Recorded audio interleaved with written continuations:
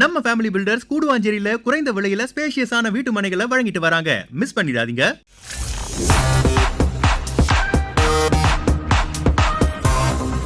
Sports Vikatan நியூஸுக்கு வணக்கம். இது Sathya present sports விகடன்ஸ் the boundary lines with Muthu special partners நம்ம family filters. இதை ஒரு ஹாப்பியான டே இருக்க முடியுமான்னு தெரியலை. இந்தியா வேர்ல்டு கப்பை ஜெயிச்சிருக்கிறாங்க. ரொம்ப வருஷம் கனவு. கடைசியாக 2011 இந்தியா வேர்ல்டு கப் ஜெயித்தாங்க. அதுக்கப்புறம் ஓடிருச்சு பல வருஷங்கள், பல தோல்விகள். நிறையா டோர்னமெண்ட்ஸில் பார்த்தோன்னா கடைசி வரைக்கும் போய் தோப்பாங்க. சின்ன சின்ன மொமெண்ட்ஸை மிஸ் பண்ணி தோப்பாங்க. பட் இந்த வாட்டி எல்லாமே இந்தியாவுக்கு சாதகமாக மாறி இருக்கு. அதுவும் ஒரு கட்டத்தில் பார்த்தோன்னா எங்கே மேட்ச் இந்தியாவோட கையை விட்டு போகுதோ அப்படிங்கிற மாதிரி தோணுச்சு. இனிமேல் வாய்ப்பே இல்லை அப்படிங்கிற மாதிரி தோணுச்சு. பட் அப்படியான கஷ்டமான இக்கட்டான சூழல் இருந்தெல்லாம் திரும்பியும் இந்தியாவை மீட்டெடுத்து இந்த கப்பை ஜெயிச்சிருக்கிறாங்க. T20 வேர்ல்டு கப் ஒரு பெரிய வெற்றி. இந்த வெற்றி அப்படிங்கிறத தாண்டி இந்த வெற்றியோடு சேர்ந்து ரெண்டு பெரிய லெஜெண்ட்ஸ், இந்தியன் டீமோட லெஜெண்ட்ஸ் விராட் கோலி அண்ட் ரோஹித் சர்மா ரெண்டு பேருமே T20 போட்டிகளில் இருந்து விடைபெறுறோம் அப்படின்னு சொல்லியிருக்கிறாங்க. ஸோ இந்த வெற்றி அப்படிங்கிறதே பெரிய விஷயம். இந்த வெற்றியை பற்றி நம்ம முத்துக்கிட்ட நிறைய விஷயங்கள் பேசலாம். அண்ட் விராட் கோலி, ரோஹித் பற்றி இன்னும் பேசுகிறதுக்கு நிறைய பிளேயர்ஸ் இருக்கிறாங்க. ஒரு டீமாக யூனைட்டடாக ஜெயித்த வெற்றியாக இருக்குது. எந்த ஒரு தனிப்பட்ட பிளேயரையும் நம்பி இந்த டீம் ஜெயிக்கல. ஒரு டீமாக அந்த பிளேயிங் லெவலில் இருக்கிற 11 பேரும் பெர்ஃபார்ம் பண்ணியிருக்கிறாங்க. ஸோ இப்படிப்பட்ட ஒரு டீம் பேசுகிறதுக்கே ரொம்ப பெருமையாக இருக்குது. ஸோ இந்த டீமை பற்றி, இந்த வெற்றியை பற்றி முத்துக்கிட்ட நிறைய விஷயங்கள் பேசலாம். வாங்க. வணக்கம் ப்ரோ. வணக்கம் Sriram. What a day in Indian cricket. இப்படி ஒரு நாள் வரணும்னு தான் ஒரு 10-15 வருஷமா ஃபேன்ஸ் காத்துக்கிட்டு இருந்தாங்க. என்ன ஒரு டே. எல்லாருமே பயங்கர எமோஷனலா இருப்பாங்கன்னு நினைக்கிறேன். நம்ம எல்லா விஷயங்களையும் தாண்டி லாஸ்டா வின் பண்றப்போ அது ஒரு பெரிய மொமெண்ட். வேர்ல்டு கப் அப்படிங்கிறது எவ்வளவு பெரிய விஷயம் அப்படிங்கிறது இப்பதான் தெரியுது. இந்த வின் பண்ணிட்டு அந்த வின்னிங் மொமெண்ட்ஸ்ல தான் இப்போ ஒரு வேர்ல்டு கப் ஜெயிக்கிறது எவ்வளவு பெரிய விஷயம். எவ்வளவு ஸ்ட்ரகிள்ஸை தாண்டி வராங்க, எவ்வளவு தோல்விகள், எவ்வளவு வழிகள். ஏன்னா எல்லா வேர்ல்டு கப்லயும் கடைசி வரை போயிருப்பாங்க, அன்லிமிட்டடா போயிருப்பாங்க. பட் ஆனா ஒரு மேட்ச் தவறி போகும், ஒரு ஓவர், ஒரு மொமெண்ட் தவறி போகும் இந்தியாவுக்கு. பட் இங்க எல்லாத்தையும் தங்களுக்கு சாதமா மாத்திக்கிட்டாங்க. அதுலயும் குறிப்பா பார்த்தோம்னா ஒரு கட்டத்துல மேட்ச் கையை விட்டு போயிருச்சு. எல்லாருக்கும் நம்பிக்கையே போயிருச்சு, முடிய போகுது, திரும்பி ஒரு ஹார்ட் பிரேக்னு நினைச்சோம். பட் அங்க இருந்து எடுத்துட்டு ஜெயிச்சாங்க. எவ்வளவு பெரிய இன்ஸ்பிரேஷன். ஒரு பெரிய கதை இது இல்ல. ஏன்னா இது அதாவது ஒரு வேர்ல்டு கப் ஜெயிக்கிறதுன்றது இன்னைக்கு ஒரு மேட்ச் ஜெயிக்கிற கதை கிடையாது. ஒரு டோர்னமெண்ட் ஒரு மாசம் நடக்குது, அது ஜெயிக்கிற கதை கிடையாது. இது ஒரு 3-4 வருஷம் ப்ரிப்பரேஷன். இந்த ஃபார்மேட்டுக்காக நீங்க என்ன பிளேயர்ஸ் வேணும் அவங்களை ஐடென்டிஃபை பண்ணும். அவங்க IPL மாதிரி டோர்னமெண்ட்ல எப்படி அடிக்கிறாங்க, இவங்க ஹை ப்ரெஷர் கேம்ல செட் ஆவாங்களான்னு பைலேட்டரல் சீரீஸ்ல அவங்களை டெஸ்ட் பண்ணி பாக்குறது. அதுக்கப்புறம் ப்ரூவன் கமோடிட்டிஸை மட்டும் எடுத்துட்டு வர்றது ஒரு மிகப்பெரிய ப்ராசஸ். நீங்க சொன்ன மாதிரி அதை இந்த டீம் பக்காவா பண்ணிருக்காங்க. அண்ட் மத்த வேர்ல்ட் கப்பை விட அதிக வலியும் வேதனையும் கொடுத்தது இந்த 50 ஓவர் வேர்ல்ட் கப் நம்ம தோத்தோம்ல ஆஸ்திரேலியா கிட்ட போன தடவை. ஏன்னா என்டையர் டோர்னமெண்ட் இந்தியா தான் பெஸ்ட் டீம்.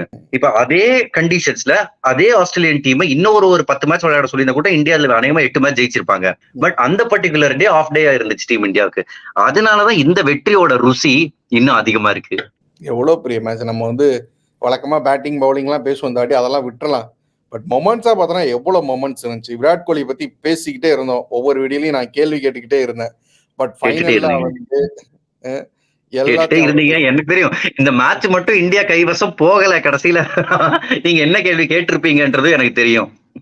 பட் டீமுக்காக அந்த நிலையில அந்த பார்ட்னர்ஷிப் அவர் சூப்பரா பண்ணாரு. அக்சர் பட்டேலோட கான்ட்ரிபியூஷன் இன்வேல்யூபிள். இந்த மேட்ச்ல மட்டும் நான் சொல்ல, இந்த என்டையர் வேர்ல்ட் கப் எதுக்காக நாலாவது ஸ்பின்னர் அக்சர் பட்டேல். செஹல் யாருக்காவது இன்ஜுரி வந்தா பேக்கப். இத்தனைக்கு ஜடேஜாவை ஃபுல் பொட்டன்ஷியல்ல யூஸே பண்ணல. பட் அக்சர் பட்டேல் தன்னோட வேர்த்தை காமிச்சாரு. இந்த வேர்ல்ட் கப்போட மிகப்பெரிய ஹீரோனா நம்பர் 1 பும்ராவை சொல்லுவேன், நம்பர் 2 ரோஹித் சர்மா, நம்பர் 3 அக்சர் பட்டேல். நம்ம பார்த்திருப்போம், நீங்க சொன்ன மாதிரி ஒரு செகண்ட் சாய்ஸா தான் பார்க்கப்படுவார் எப்பவுமே. ஒரு டீம்ல ஜடேஜா இருக்காருன்னா ஜடேஜா மாதிரியே ஒரு ரோலை பண்றதுக்கு இவர் எதுக்குப்பா அப்படின்னு தான் கேட்பாங்க. அப்படிப்பட்ட ஒரு பிளேயர் உள்ள பிரைமரியா பவுலிங் நல்லா பண்ணியிருக்காரு. முக்கியமான கடத்துல விக்கெட்ஸ் எடுத்து கொடுத்திருக்காரு. ஒரு கேட்ச் ஒண்ணு அபாரமா பிடிப்பாரு. அதையும் நம்ம சேர்த்தா ஆஸ்திரேலியா மேட்ச்ல பேசுவோம். பேட்டிங் அந்த பாகிஸ்தான் மேட்ச் இந்தியா எவ்வளவு 119 தான் அடிப்பாங்க, அதுல அவர் 21 ரன் அடிப்பார். அது இன்வேல்யூபிள். செமிஃபைனல் மேட்ச் இங்கிலாண்டோட விளையாடுறப்போ அதுல அவரும் ஜடேஜாவோட பார்ட்னர்ஷிப் இன்வேல்யூபிள். இந்த மேட்ச்ல கூட அவர் அடிச்ச சிக்ஸர்ஸ்லாம் யார் அடிக்க போறாங்கன்றப்போ ஸ்பின்னர்ஸ் நான் டேக் ஆன் பண்றேன்னு சொல்லிட்டு முட்டி போட்டு லாங் ஆன் மேல அடிக்கிறாரு. என்ன மாதிரி ஷாட் அதெல்லாம். பிரில்லியன்ட். ஒரு அன்எக்ஸ்பெக்டட் ஒரு ஹீரோ அப்படின்னு சொல்லலாம் இந்த ஸ்குவாட்ல அவரு. ஸோ ஒரு இதுல என்ன அப்படின்னா இந்த டீமோட ஸ்பெஷாலிட்டி என்னன்னா ஒரு பிளேயரை நம்பி இருக்கல, ஒரு 2 பிளேயரை நம்பி இருக்கல, எல்லாரும் கான்ட்ரிபியூட் பண்ணாங்க. பும்ரா ஆப்வியஸ்லி பவுலிங்ல அவரை பெருசா நம்பி இருந்தாங்க தான். பட் அவர் மட்டுமே ஃபேக்டர் இல்லை. அவரை விக்கெட் எடுக்க முடியலன்னா மற்ற பவுலர்ஸ்னால விக்கெட் எடுக்க முடிஞ்சது. பேட்டிங்ல ரோஹித் நல்லா பண்றாரா, சூரியகுமார் யாதவ் நல்லா பண்றாரா, அவங்க பண்ணலைனாலும் ரன் எடுக்க முடிஞ்சது. கடைசியில விராட் கோலி வந்து நம்ம பேசிக்கிட்டே இருந்தோம். கடைசியில விராட் கோலி வந்து எக்ஸ்பீரியன்ஸை காமிச்சு ஒரு இன்னிங்ஸ் ஆட்டு போறாரு. ஒரு யூனிட்டடா நின்னு ஜெயிச்சிருக்காங்க. இதோட எக்ஸாக்ட்லி. அது ஜெயிக்கிறது ஒண்ணு, தோல்வியின் விளிம்புல ஜெயிக்கிறது 30 பால் 30 ரன்னு. அண்ட் மெயின் பேட்டர்ஸ் ஆடிக்கிட்டு இருக்காங்க கிரீஸ்ல. ஐ திங்க் எந்த டீமா இருந்தாலும் அதை ஜெயிச்சிருப்பாங்க. பட் பிரஷர்ல இந்தியா பெட்டரா ஹேண்டில் பண்ணாங்க சவுத் ஆப்பிரிக்காவை விட. கிளாசனோட விக்கெட் கிடைச்சிச்சு ஹார்திக் பாண்டியாவுக்கு. அதுக்கப்புறம் ஒரு கண்ணீர் மல்க ஒரு பேச்சு பேசினாரு. அப்பா என்ன எமோஷன் அவர் கோத்ரூ பண்ணிருக்காரு. அதுக்கப்புறம் சூரியகுமார் யாதவ் பிடிச்ச கேட்ச் மேட்ச்ல அவரோட மேஜர் கான்ட்ரிபியூஷன். ஏன்னா சூரியகுமார் அந்த கேட்ச பிடிக்கலைன்னா 5 பால் 10 ரன்னு. 5 பால் 10 ரன்னு எங்க வேணாலும் போயிருக்கலாம். சவுத் ஆப்பிரிக்கா ஒரு சில தவறுகள் பண்ணாங்க. மகாராஜ் வந்து பும்ரா ஒரு லாஸ்ட் பால் சிங்கிள் எடுத்துருக்கவே கூடாது. அப்பவே நான் கமெண்ட்ல இருந்தா ஏன் சிங்கிள் எடுக்கிறாரு. அண்ட் அடுத்த ஓவர் 3 பால் டாட் பால், 4வது பால் மில்லருக்கு கொடுக்குறாரு. மில்லர் அந்த சிங்கிள் ரிஜெக்ட் பண்ணி நின்று ஹார்திக் பாண்டியாவை நான் அடிக்கிறேன், ஹர்ஷ்தீப் நான் அடிக்கிறேன் அவர் நின்று இருக்கணும். அது அவர் பண்ணல. எல்லாருமே கடைசியில joint tigers wicket taker Harshdeep Singh. இந்த மாதிரி நம்ம அடுக்கிட்டே போலாம். சிவம் தூபே ஏன் சிவம் தூபே காமிச்சாரு, ஏன் சிவம் தூபேன்னு. கண்டிப்பா. ஏன்னா ஃபுல்லுமே மேட்ச்ல ஸ்ட்ரகிள் பண்ணுவாரு. இன்னைக்கு உள்ள வந்தோடனே ஸ்ட்ரகிள் எல்லாம் பண்ணல. வந்தோடனே வந்து அடிக்க ஆரம்பிச்சாரு. ஒரு ஃப்ளோவா வந்து ஆடினாரு. என்னன்னா ஒரு பெரிய ஹோப் இருந்துச்சு ரோஹித் சர்மாவுக்கு இந்த டீம் மேல. என்ன சேஞ்ச் பண்ணியிருக்காருன்னு பார்த்தோன்னா 11ல ஒரு சேஞ்சுமே இருக்காது. ஸ்டார்டிங் என்ன எடுத்துட்டு போனாரோ அதான் இருக்கும். உள்ள வந்து குல்தீப் யாதவ் வர்றதுக்காக சிராஜை மட்டும் உட்கார வச்சிருப்பாங்க. அது கண்டிஷன்ஸ்க்காக தேவைப்பட்டுச்சுன்னு கொண்டு வந்தாங்க. அதுவுமே வந்து ரொம்ப சக்சஸ்ஃபுல்லான ஒரு சேஞ்சா தான் இருந்துச்சு. அந்த நம்பிக்கை இருக்குல்ல, சிவந்துபை மேல பெரிய நம்பிக்கை வச்சாரு. விராட் கோலி வந்து தானாவே போய் நம்பர் 3 கீழே இறங்குறேன்னு சொன்னதா கேள்விப்பட்டோம். அது வேணான்னு சொல்லி ஓப்பனிங் நம்பிக்கை வச்சாரு. ஸோ பிளேயர்ஸ் எல்லா பிளேயர்ஸ் மேலேயும் ஏதோ ஒரு பெரிய நம்பிக்கை வச்சிருக்காங்க. அதுக்காக பிளேயர்ஸ் வந்து பண்ணி கொடுத்துருக்காங்க ரிட்டர்ன். எக்ஸாக்ட்லி. அதாவது இது வரைக்கும் இந்தியா வேர்ல்ட் கப் ஜெயிச்ச கேப்டன்ஸ் எல்லாம் பாருங்க எவ்வளவு ஸ்ட்ராங் கேப்டன்ஸ்டு. கபில் தேவ் ஜெயிச்சிருக்காரு. அதுக்கப்புறம் வந்து தோனி 2 தடவை ஜெயிச்சிருக்காரு. இப்ப வந்து ரோஹித் சர்மா ஜெயிக்கிறாரு. எங்க ஒரு சிமிலாரிட்டி இருக்கு. ரொம்ப எக்ஸலண்ட் லீடர்ஸ். அண்ட் ஒரு வழியை காமிச்சாங்கன்னா அந்த வழியில அவங்க நடந்து காமிப்பாங்க. இந்த பிராண்ட் தான், இந்த பிராண்ட் ஆஃப் கிரிக்கெட் தான் ஆடணும். ஓகே, நானே ஓப்பனிங்ல போய் நானே அடிச்சிடுறேன். இப்படிதான் எல்லாரும் ஆடணும்னு எக்ஸ்பெக்ட் பண்றேன். Leading by example. இது ரோஹித் சர்மாவோட வேர்ல்ட் கப். அவர் வந்து இந்தியன் கிரிக்கெட்ல ஒரு மறக்க முடியாத சாப்டர் எழுதிட்டு போயிருக்காரு. இல்ல இப்ப வருத்தமா இருக்கு. ரோஹித் கோலி ஒரே மேட்ச்ல ரிட்டையர்மெண்ட் அனௌன்ஸ் பண்றாங்க. இனிமேல் T20 இன்டர்நேஷனல்ல அவங்கள பார்க்க மாட்டோம் அப்படின்ற ஒரு வருத்தம் மனசுல இருக்கு. இந்த வீடியோ பார்க்கும்போது உங்களுக்கே தெரிஞ்சிருக்கும். Virat Kohli post match பிரசன்டேஷன்லயே announce பண்ணிட்டாரு. ரோஹித் சர்மா பிரஸ் கான்ஃபரன்ஸ் வந்து அனௌன்ஸ் பண்ணியிருக்காரு. T20ல இனிமே வந்து இந்தியாவில வந்து நம்ம வந்து ரோஹித்தையும் பார்க்க முடியாது, விராட் கோலியும் பார்க்க முடியாது. பட் என்னன்னா ஒரு குட் பை சொல்றதுக்கு இதை விட பெஸ்டான ஒரு மொமெண்ட் இருக்கவே முடியாது. ரெண்டு பேருமே வந்து ஒரு லெஜெண்ட்ஸ். 10-15 வருஷம் இந்தியாவுக்காக பயங்கரமா ஆடி இருக்கிறாங்க. அவங்க இப்படி ஒரு மொமெண்ட்ல அப்படி குட் பை சொல்றது அப்படிங்கிறது ஒரு ரொம்ப எமோஷனலா எல்லாருக்குமே ஒரு மன நிறைவோட வந்து வழி அனுப்பி வைப்பாங்கன்னு நினைக்கிறேன். எக்ஸாக்ட்லி ஸ்ரீராம். அதாவது ரோஹித் சர்மா விராட் கோலிக்கு ஆக்சுவலா சீனியர் இந்தியன் டீம்ல இன் டர்ம்ஸ் ஆஃப் எப்ப அறிமுகமானாங்கன்னு 2007 T20 வேர்ல்ட் கப்ல ஒரு 19-20 வயசு பையனா கோப்பையை ஜெயிச்சாரு. இப்ப கடைசி மேட்ச் ஒரு கேப்டனா ஜெயிக்கிறாரு. லைஃப் எப்படி வந்திருக்கு பாருங்க அவரோட ஜேர்னி. அது பிரில்லியன்ட். அண்ட் விராட் கோலி ஒவ்வொரு தடவை நடுவுல இந்தியா வந்து வேர்ல்ட் கப் ஜெயிச்சிருவாங்கன்னு பக்கத்துல வரப்பெல்லாம் விராட் கோலி வந்து ரொம்ப நல்லா பண்ணிருக்காரு. அந்த 2016 செமிஃபைனல் வெஸ்ட் இண்டீஸ் கிட்ட தோக்குறப்ப விராட் கோலி அபாரமா ஆடி இருப்பாரு. அப்படி இந்தியா தோக்கும். சோ அவரோட பேட்ல இருந்து player of the match award வாங்குற அன்னைக்கு அவர் வந்து போறாருன்றதுன்னா உச்சத்துல இன்னும் ஏன்டா இவர் இப்பவே போறாருன்ற மனசோட தான் நம்ம வந்து ஒத்துக்கிறோம். இதை ஐயோ போயிட்டாருன்ற நிம்மதி வர ஸ்டேஜ் வரைக்கும் இவங்க விடல பாருங்க. என்ன விராட் கோலி ரொம்ப எமோஷனலா பேசியிருந்தாரு. போஸ்ட் மேட்ச் பிரசன்டேஷன்ல பேசினதை தாண்டி டிவில கூட தனியா வந்து கூட பேசியிருந்தாரு.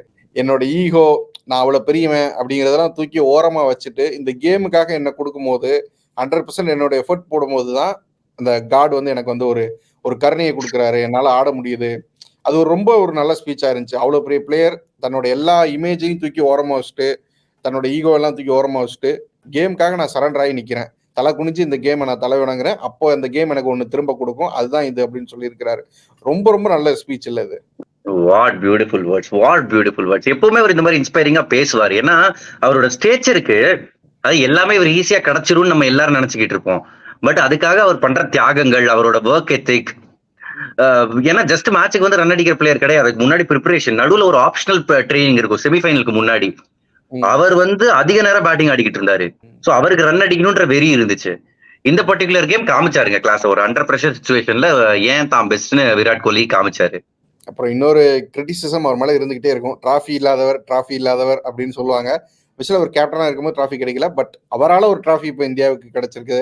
ஒரு man of the match finals win பண்ணி கொடுத்துருக்காரு. ஸோ ரொம்ப அவருமே ரொம்ப பெரிய ஒரு மன நிறைவோட விடைபெறுவார் இந்த ஃபார்மேட்ல இருந்து இல்லையா? Exactly Sriram, exactly. ரொம்ப அவருக்கு எவ்வளவு மனநிறைவு இருக்கோ நமக்கும் அவ்வளவு சந்தோஷம் இருக்கு. உலகத்தோட உச்சத்துல இந்தியாவை கூப்பிட்டு போய் வச்சுட்டு அதுக்கப்புறம் இனிமே பாத்துக்கோங்கடா பசங்களா, இது வந்து யங்ஸ்டர்ஸுக்கு நான் கொடுக்குறேன் அப்படின்னாரு. அருமையான வார்த்தைகள். அது சூப்பரா. நீங்க ராகுல் டிராவிட் பேச்ச ஆரம்பிச்சீங்களா, அதுவும் ஒரு எமோஷனல் ரைடு. எக்ஸ்பிரசிவா இருந்து நம்ம வந்து கடைசி எப்ப ஆமா, நான் அந்த கிரெட் விளம்பரத்துல மட்டும் தான் ராகுல் டிராவிட் கோவப்பட்டு பாத்திருக்கேன். அவரோட விளையாட்டவங்க சொல்லியிருக்காங்க கோவப்படுவாரு. நம்ம வெளியில இருந்து பார்த்தது இல்ல. என்னதுன்னா 2007 இதே வெஸ்ட் இண்டீஸ்ல தான் இந்தியன் கிரிக்கெட்டோட இன்ன வரைக்கும் டார்கெஸ்ட் டே இந்தியன் கிரிக்கெட்ல பங்களாதேஷ் கிட்ட தோத்து வெளியேறினது 2007 50 ஓவர் வேர்ல்ட் கப்ல. அதுல இவர் தான் கேப்டன். கண்ணீர் மல்க அங்க உட்கார்ந்துருப்பாரு, கண்ணீரோட உட்கார்ந்துருப்பாரு. இன்னைக்கு எப்படி அதே வெஸ்ட் இண்டீஸ்ல டர்ன் ஓவர் பண்ணிருக்காரு. பிரில்லியன்ட். அவர் எடுத்துட்டு வந்த டீம் தான் இது. லாஸ்ட் 3 வருஷத்துல ரோஹித் சர்மா கேப்டன் ஆகுறாரு, டிராவிட் கோச் ஆகுறாரு. 2 பேரும் சேர்ந்து ஒரு அப்ரோச் வந்து செட் பண்றாங்க டீமுக்கு. டிராவிட் நம்ம இயல்புல எவ்வளவு நிதானமானவர், எவ்வளவு இயல்பானவர் பாக்குறோம். பட் அந்த அப்ரோச் இருக்குல்ல, அட்டாக்கிங் அப்ரோச் அப்படிங்கிறது, அதுதான் வந்து இந்தியா வந்து 2023 வேர்ல்டு கப்லயும் ஃபைனல்ஸ் வரை கொண்டு வந்துச்சு. இப்போ கப்பையும் ஜெயிச்சு கொடுத்துருக்குது. அந்த அப்ரோச் ரொம்ப கீ ஃபேக்டர் அப்படின்னு நினைக்கிறேன். அதுதான் பெரிய ஃபேக்டர். ஏன்னா இந்த வேர்ல்டு கப் முன்னாடி இப்ப KL ராகுல் ஏன் எடுக்கல, இவங்களை ஏன் எடுக்கலன்ற பேச்செல்லாம் நிறைய இருந்துச்சு. ஏன்னா இந்த ஸ்டைல் ஆடக்கூடிய பிளேயர்ஸ் வேணும்ன்றத ஐடென்டிஃபை பண்ணாங்க. ஸோ அதுக்கு வந்து ஒரு ஃபுல் மார்க் நம்ம கொடுத்தாங்க. இந்த மேனேஜ்மெண்ட் டஃப் கால்ஸ் எடுத்தாங்க. நீங்க டஃப் கால்ஸ் எடுத்தாதான் நீங்க வந்து வேர்ல்ட் கப் மாதிரி இது ஜெயிக்க முடியும். இன்ஃபேக்ட் ஒரு டஃப் கால் நான் எக்ஸாம்பிள் காரணம் 2011 வேர்ல்ட் கப்ல ரோஹித் சர்மா எடுக்கல, யூசுப் பட்டான் எடுத்தாங்க. அது ஒரு டஃப் கால். நான் சொல்றேன் அது கரெக்டான டிசிஷனா இல்லையா அப்படின்றதுக்கு நான் வரல. பட் டஃப் கால்ஸ் எடுக்கிற டீம் அவங்க தான் பெரும்பாலும் ஜெயிப்பாங்க. ஆஸ்திரேலியா ஏன் இவ்வளவு வேர்ல்ட் கப்ஸ் ஜெயிக்கிறாங்க? ஏன்னா ஒரு பிளேயர் அவரோட ஸ்டேச்சர் அவருக்கு குட் பை சொல்லணும்லாம் பார்க்க மாட்டாங்க. ஒத்து வரலையே அவ்வளவுதான், கேட்டி விட்டு அடுத்த யங்ஸ்டரை பார்க்க ஆரம்பிச்சிருவாங்க. சோ எங்களுக்கு இந்த மாதிரி பிளேயர்ஸ் தான் வேணும்ன்றத ஐடென்டிஃபை பண்ணி அதுல ஒரு ப்ராசஸ் எடுத்துட்டு வந்து பிரில்லியன்ட்டுங்க, brilliant. Such a nice work ethic. இன்னைக்கு கிடைச்ச வெற்றியில இது வந்து ஒரு லாஸ்ட் 2-3 இயர்ஸா கிடைச்ச வெற்றி. இன்னமும் சொல்ற ODI வேர்ல்ட் கப் தோத்த வழிதான். ஏன்னா அது இந்தியாவோட வேர்ல்ட் கப். இந்தியா ஜெயிச்ச வேர்ல்டு கப்பை பறிச்சுட்டு போனாங்க ஆஸ்திரேலியா. அந்த ஒரு நாள்ல இந்தியா நல்லா விளையாடுறதுனால. இந்த தடவை ஆல்மோஸ்ட் சவுத் ஆப்பிரிக்கா எடுத்துட்டு போனாங்க. But not to be their day. திரும்பி எடுத்தாரு பும்ரா. பும்ரா பத்தியுமே நம்ம தனியா பேசணும். ஒரு பவுலர் ஒருத்தர் ஒரு வேர்ல்டு கப்பை ஜெயிச்சு கொடுக்க முடியும்னு டீம் இல்ல, ஒட்டுமொத்த இந்தியாவுமே நம்புறது இதான் ஃபர்ஸ்ட் டைம் நினைக்கிறேன். முன்னாடியுமே நிறைய பவுலர்ஸ் இருந்திருக்காங்க, அவங்க மேல ஒரு நம்பிக்கை இருக்கும். பட் ஆனா ஒரு பேட்டர் மேல, ஒரு ஸ்டார் மேலதான் வந்து பெரிய ஒரு ஹோப் வச்சிருப்பாங்க, கப்பல்ல ஜெயிச்சு கொடுப்பாங்க. பட் ஃபர்ஸ்ட் டைம் வந்து பாத்தோம்னா ஒரு பவுலர் மேல வந்து ஒட்டுமொத்த இந்தியாவோட ஹோப்புமே இருந்துச்சு. பெஸ்ட் பிளேயர் அவர் தான். இந்த என்டையர் வேர்ல்ட் கப் நீங்க எடுத்துக்கோங்க, கரண்ட் கிரிக்கெட் வேர்ல்ட்ல best cricketer Bumrah. Batter bowler பிரிக்காதீங்க. அவர் வந்து ஒரு மேட்சுக்கு எடுத்துட்டு வர டைமென்ஷன். 18வது ஓவர் அவர் கொடுக்கப்பட்டுச்சு, அதான் அவரோட கடைசி ஓவர். அதுல ரோஹித் சர்மா பண்ண கால்குலேஷன், இவரை வந்து பார்த்தாட பார்ப்பாங்க சவுத் ஆப்பிரிக்கா. அதுக்கப்புறம் நம்ம ஆஸ்கிங் ரேட் கொஞ்சம் ஏறும், அடுத்த 2 ஓவர் ஹர்ஷ்தீப் ஹார்திக் பாண்டியா வச்சு எப்படியாவது பிரஷர் ஏத்தலாம் தான் அவரோட கால்குலேஷன். இல்ல முந்தின ஓவர்ல கிளாசன் அவுட் ஆயிட்டாரு, அதுதான் மேட்சோட டர்னிங் பாயிண்ட். யான்சன் அவுட் ஆற பால் இருக்கு ஸ்ரீராம், இது என்னதுன்னா இந்த பால் தான் பும்ரா போட போறாருன்றது பாக்குற நமக்கு தெரியும், போடுற பும்ராவுக்கு தெரியும், ஆடுற யான்சனுக்கும் தெரியும். இந்த பால் தான் வரப்போகுது, நான் என் ஸ்டம்பை பாதுகாத்து ஆடணும், பேட் க்ளோஸா வைக்கணும்னு வச்சாரு. அதுக்குள்ள ஃபுல் பேஸ்ல கொஞ்சம் லைட்டா உள்ள வந்து லெக் ஸ்டம்ப் அடிச்சுட்டு போச்சு. இதுதான் நடக்க போகுதுன்றது ஒரு பேட்டருக்கே தெரிஞ்சு அதுக்கே அவுட் ஆயிருக்காருன்னா என்ன மாஸ்டர் கிளாஸ் இது. இப்போ ஒவ்வொருத்தரை பத்தி பேசும்போதுமே வந்து அப்படி வந்து புல்லரிக்கிற மாதிரி தான் இருக்கு. அதுல முக்கியமா புல்லரிக்க வச்சவர் வந்து ஹர்திக் பாண்டியா தான். எப்படி ஒரு மொமெண்டா செட் ஆகி வருது பாத்தீங்களா, லைஃப் அப்படிங்கிறது என்ன அப்படிங்கிறது. பவுண்டரி லைன் ஷோ வித் முத்து நம்ம IPL நம்ம பண்றப்போ நான் எவ்வளவு தடவை சொன்னேன் ஸ்ரீராம், இது ரொம்ப அன்ஃபேர், அவருக்கு ரொம்ப அன்ஃபேர்ன்ற வார்த்தையை நம்ம யூஸ் பண்ண அவர் யூஸ் பண்ணாரு. லாஸ்ட் 6 months வந்து நிறைய விஷயங்கள் நடந்துச்சு, நிறைய விஷயங்கள் அன்ஃபேர்னு. ஹோம் கிரவுண்ட்ல மும்பை இந்தியன்ஸ் ஃபேன்ஸ் பூ பண்ணாங்க அவரை. இன்னைக்கு அப்ப நான் சொன்னேன் இது ரொம்ப அன்ஃபேர், ஹார்திக் பாண்டியாவுக்கு இந்த மாதிரி ட்ரீட்மெண்ட் கொடுக்க கூடாது. இன்னைக்கு வேர்ல்ட் கப் ஆக்சுவலா நிறைய ஹீரோஸ் இருக்காங்க, பட் கிளாசனோட விக்கெட்டை எடுத்தாரு ஹார்திக் பாண்டியா, மில்லரோட விக்கெட் எடுத்தது ஹார்திக் பாண்டியா. இந்த 2 இல்லைன்னா மேட்ச் இன்னைக்கு காலி. ஸோ ஹர்திக் பாண்டியோட ஓவர் இல்லைன்னா இன்னைக்கு இந்தியாவோட கையில கப்பு இல்லை. ஸோ அவர் தான் ஹீரோ. கடைசி ஓவர் அப்படி செட் ஆகி வந்து ஒரு பயங்கரமான மொமெண்டா வந்து செட் ஆகி வந்துருந்துச்சு. ஸோ ஒரு ஹீரோ ஆக போறாரு, செஞ்சு காமிச்சிருவாருன்னு பார்த்தா ஃபர்ஸ்ட் பாலே வந்து அது ஒரு யாருக்காரா போட ட்ரை பண்ணியிருக்கலாம், அவர் மேபி ரிஸ்க் எடுத்து கூட அவர் போடக்கூடிய ஆள் தான். நம்ம போடுவோம், இல்ல ட்ரை பண்ணி பார்ப்போம். வைடா வைக்கதான் ட்ரை பண்ணாங்க, அது ஃபுல் டாஸா போச்சு. அது 6 போக வேண்டிய பால் தான். சூரியகுமார் யாதவ் அசாத்தியமான ஒரு கேட்ச புடிச்சிட்டாருங்க. அவுட் ஆஃப் ஓவர் எங்க இருந்தோ பாஞ்சு வந்து எங்க இருந்தோ வந்து பாஞ்சி அந்த மாதிரி புடிச்சாரு. அதுதான் கேம அந்த அந்த கட்டத்துல டர்ன் பண்ணுச்சு. அதுக்கப்புறம் எங்க வேணாலும் போயிருக்கலாம். பட் கேமை டிஃபைன் பண்ண moment Hardik Pandya class out ஆக்குனது. அதுக்கு முன்னாடி ரிஷப் போட்டு ஒண்ணு பண்ணார் இன்ட்ரெஸ்டிங்கா. அதாவது அவங்க அடிக்கிறாங்கன்னு தெரிஞ்சு ஒரு ஒரு டைம் டிலே பண்ணாங்க. ரிஷப் பட் பிசியோ கூப்பிட்டு காலில் ஒரு கட்டு போடுனாரு. அதுல கொஞ்சம் நேரம் போச்சு. கிளாஸ் அப்படியே உட்கார்ந்து இருந்தாரு, பாத்துக்கிட்டே உட்கார்ந்து இருந்தாரு. ஏன்னா செம ஃப்ளோல இருந்தாரு கிளாஸ். 23 பால் 50 அடிச்சாச்சு. அதுக்கு அடுத்த பால் அவுட். அவரோட ஃப்ளோவை கெடுக்கணும்னு இருக்காங்க, கேமை ஸ்லோ டவுன் பண்ணாங்க. ஸோ ரொம்ப நல்ல விஷயங்கள் நிறைய நடந்துச்சு இந்த கேம்ல. ஸோ ரொம்ப ஆனா இன்னொரு பக்கம் சவுத் ஆப்பிரிக்கா அவங்களுமே ஆல்வேஸ் வந்து பார்த்தோன்னா இந்த டோர்னமெண்ட் ஃபுல்லா நல்லா ஆடினாங்க. பட் அந்த சோக்கர்ஸ் அப்படிங்கிற பட்டத்தை அவங்களால இன்னும் வந்து விட்டு கொடுக்க முடியல. நம்ம நிறைய க்ளோஸ் மேட்சஸ் பார்த்தோம். க்ளோஸ் மேட்சஸ் அவங்க தங்களுக்கு சாதமாக மாத்திக்கிட்டாங்க இந்த டோர்னமெண்ட் ஃபுல்லா. பட் இன்னைக்கு ஒரு க்ளோஸ் மேட்ச்ல அவங்க கையில இருந்த மேட்ச் அதை வந்து தவற விட்டு இருக்கிறாங்க. ஸோ எங்க தான் விட்டாங்க? வருத்தமா இருக்கு, வருத்தமா இருக்கு, ரொம்ப வருத்தமா இருக்கு. கிளாஸனோட விக்கெட் தான். ஏன்னா அதாவது 170 வேர்ல்ட் கப் ஃபைனல்ல வந்து 170க்கு மேல சேஸ் பண்றது 200 மாதிரி தெரியும் கண்ணுக்கு பிரஷர்னால. அண்ட் நல்ல ஸ்டார்ட் கிடைக்கல. இந்தியா விக்கெட்ஸை எடுத்தாங்க பவர் பிளேல. அதுக்கப்புறம் ரீபில்ட் பண்றப்போ ஸ்பின்னர்ஸை வெளுத்து வாங்கினாங்க. இந்த ஜெனரேஷன் T20 கிரிக்கெட்ல one of the best batters class. அதை ப்ரூவ் பண்ணணும்ன்றப்போ ஸ்பின்னர்ஸ் அடிச்சு ப்ரூவ் பண்ணாரு. அவரோட விக்கெட் தான் டர்னிங் பாயிண்ட்டுங்க. அண்ட் அவங்க கால்குலேஷன்ல தப்பு. அந்த மில்லர் வந்து மகாராஜுக்கு சிங்கிள் ஓடி இருக்க கூடாது பும்ராவோட லாஸ்ட் ஓவர்ல. ஏன்னா அப்ப வந்து ஈக்குவேஷன் கிட்டத்தட்ட எப்படி ஒரு 18 பால் 12 பால்ல ஒரு 23 24 இருந்துச்சு. 2 6 அடிச்சா ரன்ன பால் எடுத்துட்டு வந்துடலாம். அதுக்கப்புறம் கேம் எடுத்துட்டு போலாம். அந்த கால்குலேஷன் அவர் பண்ணல. மகாராஜ் 4 பால் ஆடிட்டாரு. விராட் கோலி இன்னிங்ஸ் எங்க பெட்டர் ஆச்சு அப்படின்னா ரபாடா போட்ட அந்த 18th ஓவர்ல அட்டாக் பண்ணாரு. ஒரு 6 ஒரு பவுண்டரி வச்சு ஒரு 3 பால்ஸ் அவரே 12 ரன்ஸ் எடுத்துட்டு போனாரு. விராட் கோலி இன்னிங்ஸ் வந்து அப்படி ஃபுல்ஃபில் ஆனது அங்கதான் நினைக்கிறேன். ஏன்னா ரபாடோட 18th ஓவர் எப்படி இருந்திருக்குன்னு ஃபுல்லா பாத்துருக்கோம். 6 ரன்னுக்கு கீழே தான் இருக்கும். ஒரு பார்ட்னர்ஷிப்பை உடைப்பாரு, முக்கியமான விக்கெட் எடுப்பாரு. எதையுமே நடக்கவில்லை, ரன் போக வச்சாரு. அதுக்கு அடுத்த ஓவர் பெரிய ஓவரா போச்சு. இந்தியாவோட கேம் வந்து ஒரு 10-20 ரன் கூட வந்த மாதிரி இருந்துச்சு. அது ஒரு பெரிய ஃபேக்டரா இருந்துச்சு. அண்ட் விராட் கோலி வந்து அந்த டைம்ல என்னடா மெதுவா ஆடுறாருன்னு பல பேர் யோசிச்சுக்கிட்டு இருக்கலாம். பட் 10th ஓவர்ல ட்ரிங்க்ஸ் பிரேக் அப்ப ராகுல் டிராவிட் வந்து விராட் கோலி கிட்ட பேசினாரு. மேபி இன்னும் 4 ஓவர் நீ பாத்துக்கோ, அப்புறம் ரன் அடிக்கலாம். ஆக்சுவலா இந்தியா இன்னும் கொஞ்சம் வந்துரும். ஏன்னா பாண்டியாவுக்கு பேட்டிங்கே வரல. சோ பாண்டியாவுக்கு பேட்டிங் வந்துருந்துச்சுன்னா இன்னும் 2-3 6 மேபி வந்திருக்கலாம் அந்த கட்டத்துல. பட் அவங்க பண்ண கால்குலேஷன் 15 ஓவர் வரை விராட் இப்படியே ஆடணும், அதுக்கப்புறம் அடிக்கலாம். அதுக்குள்ள அவங்க பிச் அசஸ் பண்ணிட்டாங்க. சவுத் ஆப்பிரிக்கா இந்தியாவை எங்க இது அவுட் திங்க் பண்ணாங்கன்னா ஸ்பின்னர்ஸா இந்த மாதிரி அட்டாக் பண்ணுவாங்கன்னு யாரும் நினைக்கல. 2-3 ஓவர் கேப்ல ரன்ன பால் எடுத்துட்டு வந்துட்டாருங்க கிளாஸனும் மில்லரும். ஆனா கையில இருந்த மேட்ச கடைசியில விட்டுட்டாங்க. எனக்கு கொஞ்சம் வருத்தமா தான் இருக்கு சவுத் ஆப்பிரிக்கா. பட் ஏர்முகத்துல தாங்க இருக்காங்க. என்னைக்காவது ஒரு நாள் இந்த ஜிங்க்ஸ் உடையும் சவுத் ஆப்பிரிக்கா, அந்த நம்பிக்கை எனக்கு இருக்கு. பட் இதே மாதிரி ஒரு ஜிங்க்ஸ் இந்தியா கிட்ட இருந்துச்சு, அது உடைஞ்சிருக்கு. இதுவே ஒரு பெரிய இன்ஸ்பிரேஷன். இது ஒரு புது இந்தியன் டீம். இனிமே டாமினேட் பண்ணுவாங்க பாருங்க. என்ன ஃபார்மேட் பண்ணாலும் எடுத்துருவாங்க. அடுத்த ஒரு 10 வருஷத்துக்கு இந்தியா டாமினேட் பண்றதுக்கான அஸ்திவாரம் இன்னைக்கு அமைக்கப்பட்டிருக்கு. இது பெருசா நம்ம லைஃப் கூட நிறைய கனெக்ட் பண்ணிக்கலாம் இந்த வேர்ல்டு கப்புமே. சரி, ரொம்ப பெஸ்டா வந்து நமக்கு டே இருக்கலாம் சில டேஸ். பட் அதுக்குமே நம்ம எதிர்பார்க்குற ரிசல்ட் கிடைக்காம இருக்கலாம். பட் அதை ப்ராசஸ் வந்து கண்டினியூ பண்றது தானே முக்கியம். இது நம்ம எவ்வளவோ டிராஃபி ஜெயிக்கிறப்போ எவ்வளவோ கிரிட்டிசிசம் நாமளே வச்சிருக்கிறோம் அவங்களோட தோல்விகளை பத்தி, அவங்க ஆடுற விதத்தை பத்தி. பட் அதை கடந்து போய் வந்து அடுத்த அந்த ப்ராசஸ் கண்டினியூ பண்றது முக்கியம் இல்லை. எங்கேயுமே விட்டுறாம எங்கேயுமே நிச்சயமா நம்ம கையில உள்ளதை நம்ம பண்ணுவோம். எஃபர்ட்டை பெட்டரா எடுக்கலாம். அன்னைக்கு அதாவது இது வந்து சினிமா மாதிரி கிடையாது, லைஃப் மாதிரி. ஸ்போர்ட்ன்றது ரீடேக் கிடையாது. அன்னைக்கு நாள்ல நீங்க பெஸ்ட்டை கொடுக்கணும்ன்ற எண்ணத்துலதான் 22 பேரும் எதிர் டீம்ல இருக்கிறவங்களும் அதே எண்ணத்தோட தான் போறாங்க. அதுதான் 11 பேர் வச்சிருக்கிற குழு அன்னைக்கு நாள் பெட்டரா பண்ணிடுறாங்க. இன்னொரு டீம் வந்து தோத்துடுறாங்க. அதுக்காக அவங்க இந்த கட்டத்துக்கு வந்து பட்ட கஷ்டம் இருக்குல்ல, அது வந்து வீண் போகாது. அதே மாதிரி எஃபர்ட்டா T20 வேர்ல்ட் கப்புக்கு எடுத்தாங்க. பலன் கிடைச்சிருக்கு. இன்னைக்கு இந்தியாவுக்கு கோப்பை கிடைச்சிருக்கு. Hats off brilliant. இங்க இருந்து இந்தியா கிரிக்கெட் வந்து ஒரு இன்னும் பெரிய உச்சத்தை வந்து தொடரும். இன்னும் வந்து அந்த கனவா இருக்கிற அந்த ODI வேர்ல்டு கப் 2011க்கு அப்புறம் அது 27ல திரும்ப சாத்தியப்படணும். அதுக்கான ஒரு ஸ்டார்டிங் பாயிண்டா இது இருக்கணும்.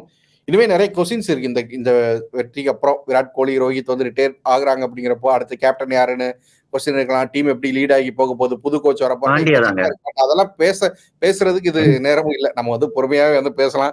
இப்ப வாங்க கொண்டாடுவோம், கவான் கொண்டாடுவோம். வாங்க ஒரு பாத்துட்டு ஜாலியா கொண்டாடுங்க. வேர்ல்ட் சாம்பியன்ஸ் ஆயாச்சு, நம்ம வேர்ல்டு கப் ஜெயிச்சாச்சு. இனிமே வேற என்ன வேணும்? கொஞ்ச நாளைக்கு வந்து அப்படி கொண்டாடிட்டு அப்படி புது கோச் வரட்டும், ஒரு புது டீம் செட் ஆகட்டும், அப்புறம் வந்து அதை பத்தி எல்லாம் வந்து பேசலாம். Okay Sriram. Thank you Super. Thank you நாம ஸ்ரீராம். எனக்கு ரொம்ப சந்தோஷம். ஐபிஎல் அப்போ இந்த ஜேர்னி வந்துச்சு. இப்ப நம்ம 2 பேரும் இவ்வளவு க்ளோஸ் ஃப்ரெண்ட்ஸ் ஆயிட்டோம். அண்ட் பாத்துட்டு இருக்கிற நிறைய பேர் நம்ம கிட்ட ஜாலியா வாடா போடான்னு உரிமையோட சில பேர் பேசுறாங்க, சில பேர் நம்ம ஒப்பீனியன் எதிர்கருத்து சொல்றாங்க. எல்லாமே இங்க வரவேற்கப்படுகிறது. It's been unbelievable journey. நான் வந்து ஸ்போர்ட்ஸ் விகடனுக்கும் ஸ்ரீராமுக்கும் பிரத்யேகமா நான் வந்து இன்னொரு நன்றியை சொல்லிக்கிறேன். பார்த்த எல்லாருக்கும் தலை வணங்குறேன். முத்து விகடன் சார்பில் உங்களுக்கும் நன்றி. ஏன்னா அது ரொம்ப ஒண்டர்ஃபுல் ஜேர்னியா இருந்துச்சு. 2-3 மாசம் கண்டினியூஸா டெய்லி வந்து பண்ணியிருக்கிறோம். பட் ஒரு நாளும் நம்ம இதை பெருசா இந்த டயர்டும் இல்லாம டெய்லி வந்து கொண்டு போயிருக்கிற ஒரு சக்சஸ்ஃபுல்லான ஒரு பயணமா இது இருக்கு. பட் இது வந்து இங்கேயே முடிய போறதில்ல. தொடர்ந்து கண்டினியூ பண்ணுவோம். சீக்கிரமே இன்னொரு சந்தர்ப்பத்துல திரும்ப சந்திப்போம். வாங்க. நிச்சயமா ஸ்ரீராம், நிச்சயமா. Thank you Sriram. Thank you. Take care படி.